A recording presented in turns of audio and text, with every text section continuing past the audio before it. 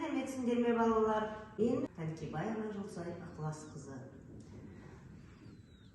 Біздің бүгінгі өтетін сабағымыз қазақ тілі сабағы 4-ші сынып.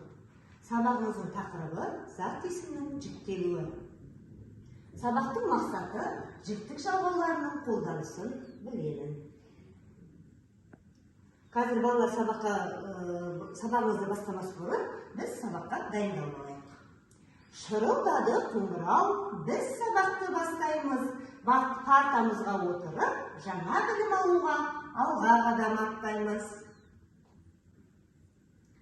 Ал енді сабағымызды біз өткен сабақты қайталаудан бастайық.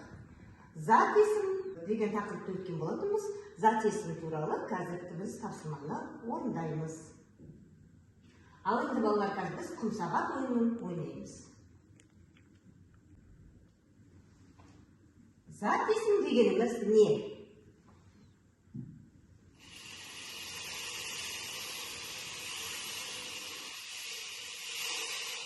Жарайсыңдар. Заттың атын білдіретін сөздер. Зат есімнің сұрақтарын атаңдар.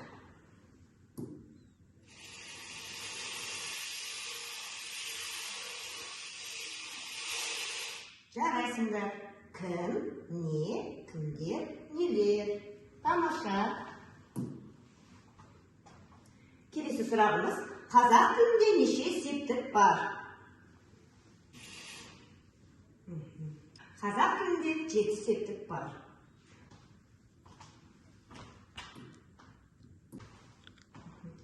Қазақ тілінде неше сөз табы бар?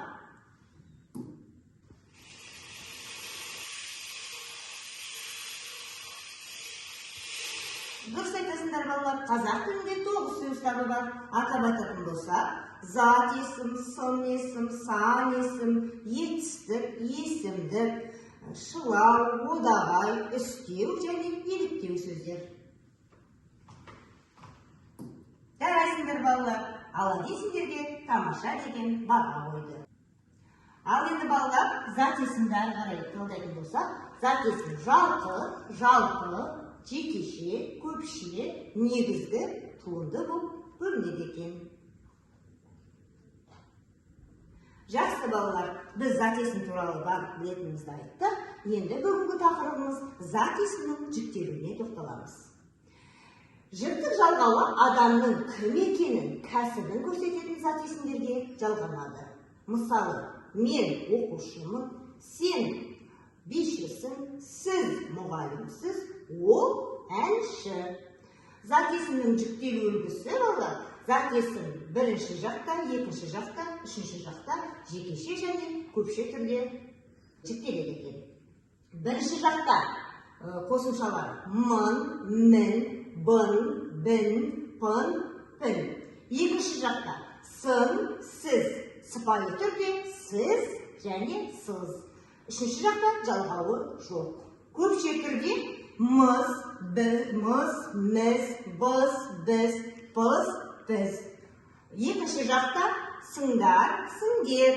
Сыпайы түрде сыздар, сіздер. Үшінші жақта жалғауы жоқ. Ал балалар, енді біз қазір зат есімнің жіктелуіне ойын ойнаймыз. Ойынның аты күннің көзін ашайық.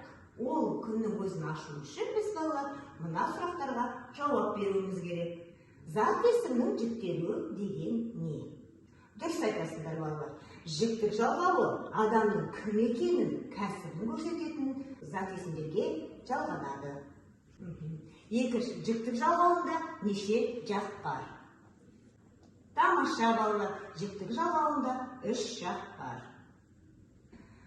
Әр жақтың қосымшаларын ата. Дұрыс айтасыңдар балалар. Бірінші жақта мын, мін, бын, пін, пын, пін. Тамаша. Екінші жақта сын, сін, сыпайы түрде сіз, сіз.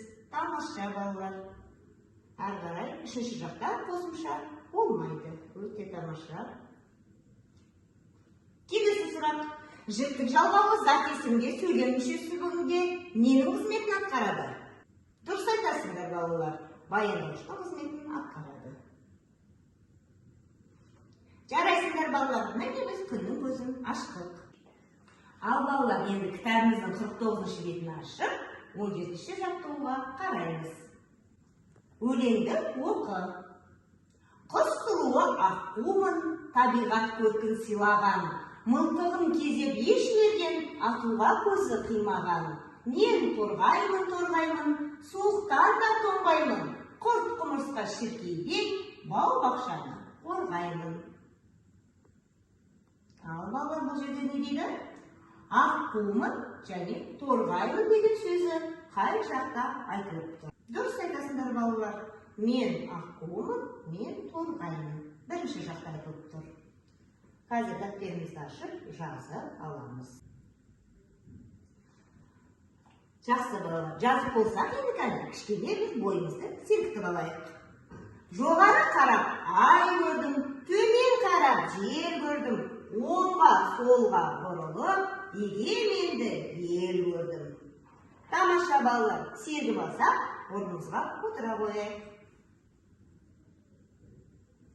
Келесі балалар, кітабымызда 18-ші жаттығу. Сөйлемдерді көшіріп жазамыз. Енді біз қазір бүгінгі өткен тақырыбымызды қорытындылау үшін бейнебаян көрейік.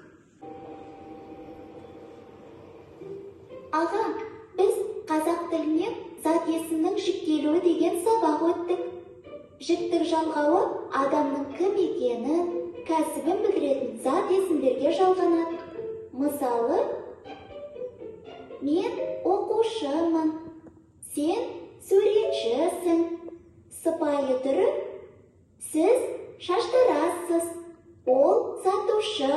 Жіктік жалғаулы зат есім сөйлемде баяндауыштың қызметін атқарады. Иә, зат есім үш жақта, жекеше, көпше түрде жіктеледі. Дана, енді мамандыққа қатысты жұмбақтар құрастырып ойнайық.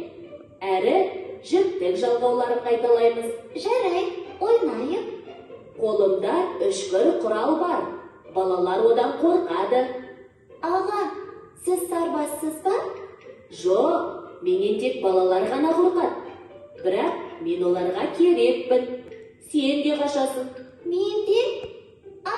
Таптым, сіз дәрігерсіз. Иә, мен дәрігермін. Енді сен жасыр. Менің даусым болады ылғи әңгіме, маған қарап түзейді ел, сәнді де. Сен әншісің бе? Иә, әншімін. Мен күлсем күліп, жыласам жылап тұрасың. Менімен бірге азапқа түсіп шығасың. Өмірім өтіп кетті ме десең осылай, 2-ақ сағаттық күй кешкен болып шығасың. Сіз әртіссіз бе? Иә, мен әртіспін. Зат есімнің жіктелуі. Жіктік жалғауы адамның кім екенін, кәсібін білдіретін зат есімдерге жалғанады. Мысалы, мен оқушымын, сен суретшісің. Сыпайы түрі, сіз шаштарассыз, ол сатушы. Жіктік жалғаулы зат есім сөйлемде баяндауыштың қызметін атқарады. Зат есім үш жақта жекеше, көпше түрде жіктеледі. Бірінші жақ жекеше түрінің жалғаулары. Мың, мін, бын, бін, пын, пін. Екінші жақ жекеше түрінің жалғаулары. Сын, сін, сыпайы түрі сыз, сіз. Үшінші жақта жалғау болмайды. Зат есімнің бастапқы түбірі сақталады.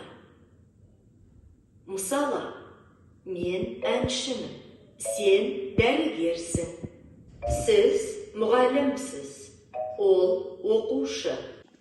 Ал балалар жақсы, енді үйге 51-ші бет, 22-ші жаттығуды аласыңдар. Ал енді балалар қазір бізге кербайланыс аяқталмаған сөйлем.